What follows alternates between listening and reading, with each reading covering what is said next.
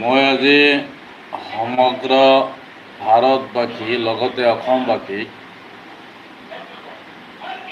৭৯তম স্বাধীনতা দিৱসৰ শুভেচ্ছা যাচিলোঁ। আজি স্বাধীনতা দিৱস, আজি 2025 চনৰ 15 আগষ্ট। আজি হৈছে ৭৯তম স্বাধীনতা দিৱস। আজি সমগ্ৰ ভাৰতবৰ্ষত লগতে ভাৰতবৰ্ষৰ সকলো ৰাজ্যৰ সকলো জিলাত সমগ্ৰ গোটেই ভাৰতবৰ্ষত আজি স্বাধীনতা দিৱস পালন কৰা হৈছে। এই স্বাধীনতা দিৱস পালন গোটেই ভাৰতবৰ্ষতে কৰিছে আৰু আমাৰ অসমতো অসমৰ মুখ্যমন্ত্ৰীয়ে এই স্বাধীনতা দিৱসৰ দিনা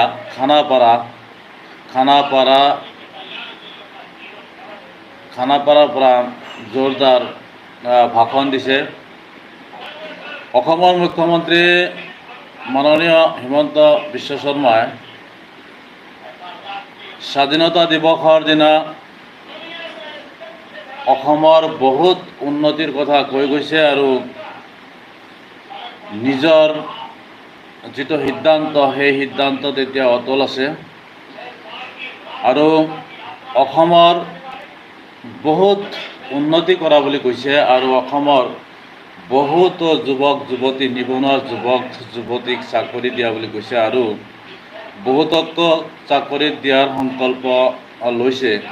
অসমৰ মুখ্যমন্ত্ৰী ডক্টৰ হিমন্ত বিশ্ব শৰ্মা খানাপাৰাৰ পৰা আৰু কৈছে যে ভাৰতবৰ্ষৰ ভিতৰত অসমক শ্ৰেষ্ঠ ৰাজ্য কৰাৰ সংকল্প লৈছে আৰু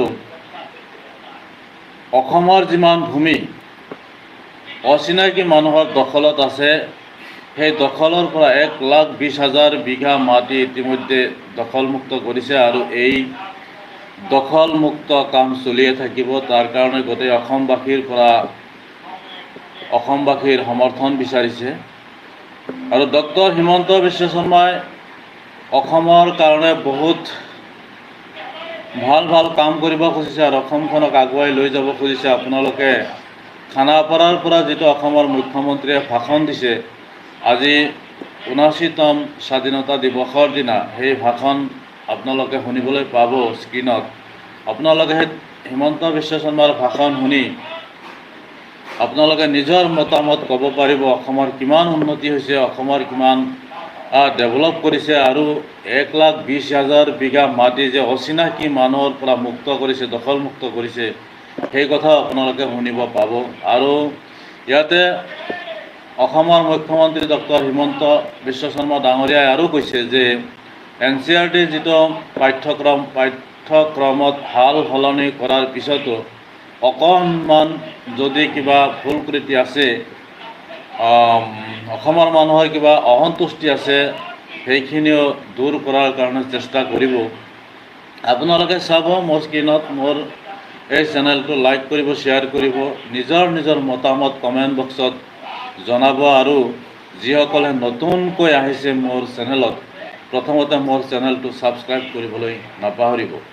আজি যিবিলাক মানুহ উচ্ছেদ হৈছে, আজি অসমৰ মুখ্যমন্ত্ৰীয়ে খানাপাৰাৰ পৰা ভাষণত কৈছে যে অচিনাকি মানুহ, কিন্তু সেই অচিনাকি মানুহ ইমান দিনে মুখ্যমন্ত্ৰীয়ে কৈ আছিল বাংলাদেশী বুলি।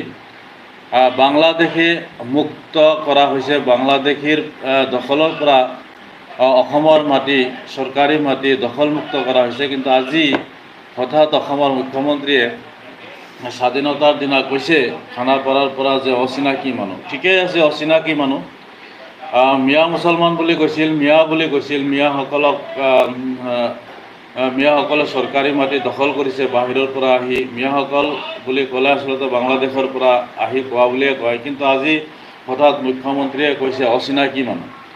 অচিনাকি মানুহ বুলি ক'লে তাতে বহুত ধৰণৰ মানুহ থাকিব পাৰে, বহুত জাতিৰ মানুহ থাকিব পাৰে, যিবোৰ চিনি পোৱা টান।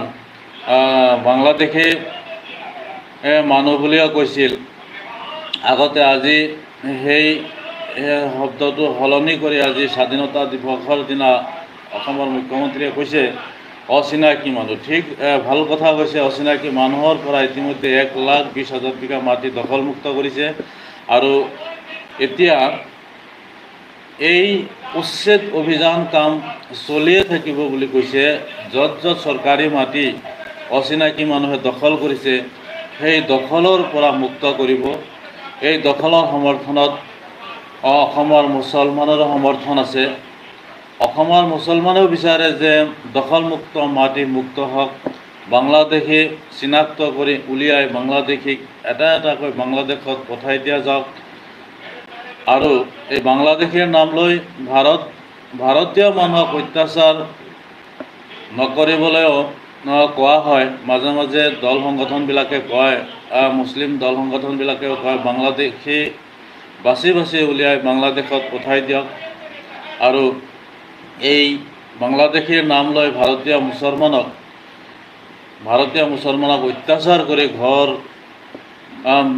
বুলডোজাৰ দি ভাঙি ইহঁতক বেদখল কৰিব নালাগে। যিবোৰ বাংলাদেশী আছে বাংলাদেশীসকলক ভাৰতৰ পৰা পঠিয়াই দিয়ক, অসমৰ পৰা পঠিয়াই দিয়ক বাংলাদেশলৈ। কিন্তু বাংলাদেশীৰ নামত ভাৰতে অত্যাচাৰ কৰিব নালাগে। যিবোৰ বাংলাদেশীয়ে অচিনাকি মানুহে চৰকাৰী মাটি দখল কৰি আছে, নাইবা যিবোৰ মানুহে মুছলমানেই হওক হিন্দুৱেই হওক, যিবোৰ মানুহে এই চৰকাৰী মাটি দখল কৰি খাই আছে সেই মাটিখিনি দখলমুক্ত কৰাটো চৰকাৰৰ দায়িত্ব আৰু সেই দখলমুক্ত কৰাত সকলো মুছলমানৰ সমৰ্থন আছে।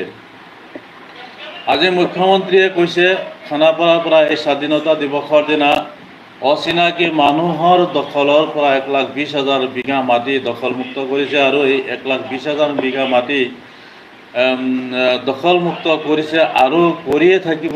যিমান মাটি দখল হৈ আছে অচিনাকি মানুহে দখল কৰিছে সকলোখিনি মাটি দখলমুক্ত কৰিব বুলিও অসমৰ মুখ্যমন্ত্ৰী ডক্টৰ হিমন্ত বিশ্ব শৰ্মাই কৈছে আৰু আগৰ পৰা কৈ আহিছে। অসমৰ মুখ্যমন্ত্ৰীয়ে খিলঞ্জীয়াসকলক ৰক্ষা কৱচ দিব বিচাৰিছে আৰু খিলঞ্জীয়াসকলক ৰক্ষা কৱচ দিলে অসমৰ মাটি সুৰক্ষিত থাকিব আৰু অসমীয়া ভাষাক সুৰক্ষিত কৰিব খুজিছে। যিয়েই হওক, আজি খানাপাৰাৰ পৰা অসমৰ মুখ্যমন্ত্ৰীয়ে যিটো ভাষণ দিছে স্বাধীনতা দিৱসৰ দিনা, আপোনালোকে ভাষণটো শুনক আৰু এই ভাষণ শুনাৰ পিছত নিজৰ নিজৰ মতামত কমেণ্ট বক্সত কৰক। যোনে যোনে নতুনকৈ আহিছে মোৰ চেনেলত প্ৰত্যেকেই মোৰ চেনেলটো ছাবস্ক্ৰাইব কৰিবলৈ নাপাহৰিব আৰু মই গোটেই অসমবাসীৰ লগতে গোটেই ভাৰতবাসীক আজি স্বাধীনতা দিৱসৰ ৭৯তম স্বাধীনতা দিৱসৰ শুভেচ্ছা যাচিলোঁ। ধন্যবাদ।